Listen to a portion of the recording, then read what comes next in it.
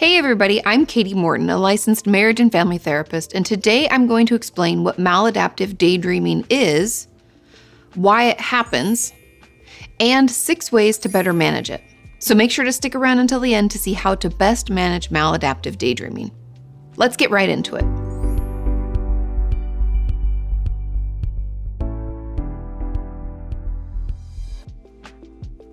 Maladaptive daydreaming is a form of dissociation, and it's when we have very detailed and structured daydreams or fantasies that we struggle to manage. We can enjoy our daydream life better than our regular one, and as a result, we can find ourselves spending hours on end in this daydream. It can get in the way of us doing our work or engaging with people that we love and make our life hard to manage. One member of our community shared that maladaptive daydreaming. I want to take a minute to thank BetterHelp for sponsoring this video. With BetterHelp, you can access their network of over 20,000 licensed therapists. It's not a crisis line, it's not self-help, it's professional therapy done securely online. BetterHelp will assess your needs and match you with your own licensed professional therapist. And you can request a new therapist at no additional charge anytime. I know how hard it can be to find a therapist in your area who specializes in what you need, and honestly, who will call you back? With BetterHelp, you can start communicating in as little as 48 hours, and it's available worldwide. Click the link at the top of the description to sign up and get help now. Okay, back into maladaptive daydreaming. When asked to describe maladaptive daydreaming, one member of our community shared that, quote, "It's a joy and an escape from the mundane of life. Yet, if you don't keep an eye on it, it takes over your life." Maladaptive daydreaming isn't a diagnosable mental illness. It isn't in the ICD or the DSM, but it is, in my opinion, one form of dissociation. Now, the reason I believe this is because dissociation occurs when what's happening in our real life is just too much to process or deal with in the moment. So our brain sort of pulls the ripcord on reality and pulls us out of the overwhelming situation for a bit. It allows us to mentally take a break from reality. And maladaptive daydreaming is no different, which is why we can hide out in our daydream when we feel stressed or overwhelmed, and get into the habit of jumping into it quickly when our life gets difficult. Another viewer shares, "It's a huge life I created to escape the horrible one that I was in as a teen. It was a feeling of relief."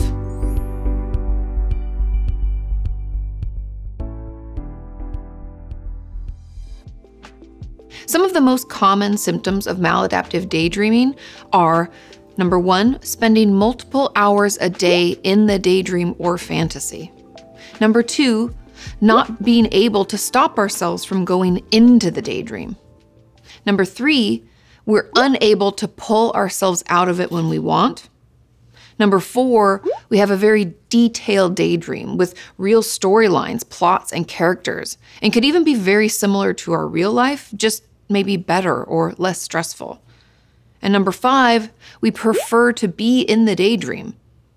And number 6, if we're pulled out by someone, like someone interrupts us or something, we want to return to it immediately. And also, I read a case report on maladaptive daydreaming and its overlap with gaming disorder. They found that these 2 issues shared a lot of the same symptoms, and in some cases, people struggled with both. But I'll link the report below if you want to read more about it.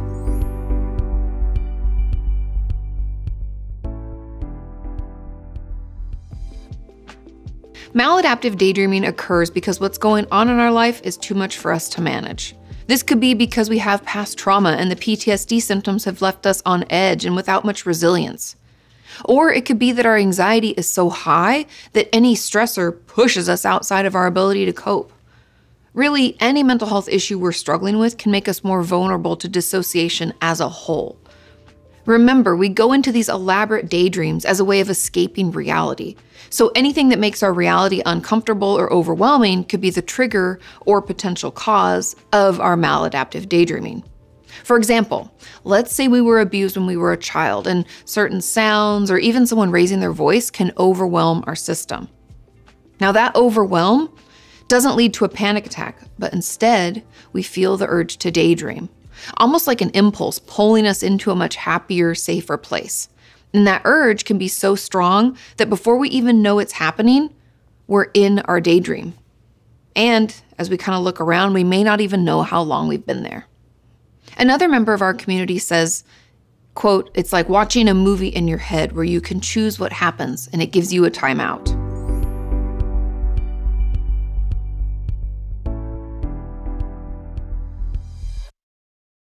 So what do, right? We didn't come here just to chat about what it is or why it happens. We want to know what we can do to manage it. Well, my first tip is to come up with some coping skills to better manage our upsets. These could be distractions, like going for a walk, playing with an animal like Roxy, coloring, cleaning the house. Anything that doesn't harm us but keeps our mind busy is wonderful. And they could also be process-based things like journaling, talking to a friend about how we're doing, seeing a therapist, using an impulse log, or anything that helps us tap into what we're thinking and feeling. Doing these things can help build up our resilience zone, or otherwise known as our ability to kind of weather life's storms, so it can be helpful in so many ways. Now, I have an older video where I offer 24 of them, and the comments are filled with other ideas, so if you're struggling to come up with these, you can check out that video for some ideas. My second tip is to take care of our basic needs, meaning that we need to get enough sleep, take care of any illness we may have, drink enough water, eat regularly, and connect with people. A great acronym to remind you of what to check in on is HALT, and it stands for hungry, angry, lonely, and tired. If you feel yourself wanting to slide into that maladaptive daydream, see if you can grab a snack or call a friend, or maybe get to bed a bit earlier tonight. Doing those things can make us less vulnerable to our impulses or any emotional upset we may have to deal with. So check in and take care of yourself first. Third is to keep a good schedule. Our brain and body love rituals because it will get used to them and know what's coming next so that we're more prepared. Keeping a good routine, like going to bed around the same time each night, doing the same morning routine, and unwinding around the same time each evening can help us better manage anything unplanned that may pop up. It's like our brain doesn't have to worry as much or be as vigilant because most of our day is already set and structured. This can help keep us present and lower our risk of being pulled into a maladaptive daydream. Fourth is to have some go-to grounding techniques. These can be things like counting colors, where you look around the room and count the number of items that are blue or brown or black. Or we can use the alphabet tool, look around our environment for things that start with A, B, C, and so on. Another great technique to help keep us in our bodies is to take time during our shower to notice the water as it hits all of our different body parts. As it hits our head, say to yourself, "That's my head, and the water feels warm," or whatever you feel. And do this for each part of your body, and just notice how you feel in that part. And it sounds silly, I know, but when all we want to do is disconnect and pull out of ourselves, this can help keep us grounded and connected to our real life. Also, I know if we have trauma in our past, this can be hard or possibly even triggering to do, but please keep trying little by little. You could do it while you're putting lotion on or putting your clothes on for the day, if doing it in the shower is just too difficult or too upsetting. Which moves nicely into my fifth tip, and that is to get into therapy. Since maladaptive daydreaming often comes from trauma, overwhelming stress or anxiety, and many other mental health issues, finding someone we can talk to and get support from is key.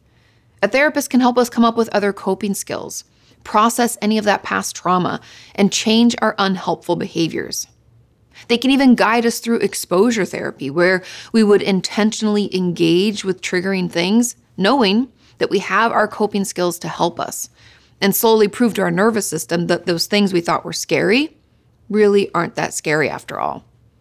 There is so much a therapist can help us with. We just have to make sure that we like them and we feel like they listen and understand us.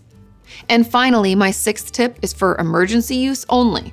If we feel ourselves wanting to daydream or feel that familiar pull and there's nothing we can do to stop it, take some time quickly to set a timer on your phone to go off in 30 minutes or 1 hour. Setting time boundaries can be really helpful as we fight back against this unhealthy coping skill. Obviously, the time can change depending on what we have going on, but try not to dedicate more than 1 hour to the daydream. And make sure your alarm is loud enough to pull you out, or at least give you the option of leaving the daydream. Recovery from things like this isn't ever going to be perfect.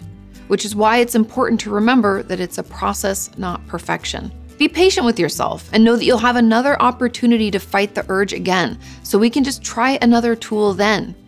And stick with it, because with practice and patience, it can and will get better. Thank you so much for watching. I hope this was helpful, and I will see you next time. Against this unhealthy I don't know why I lost my tongue there. Anxiety.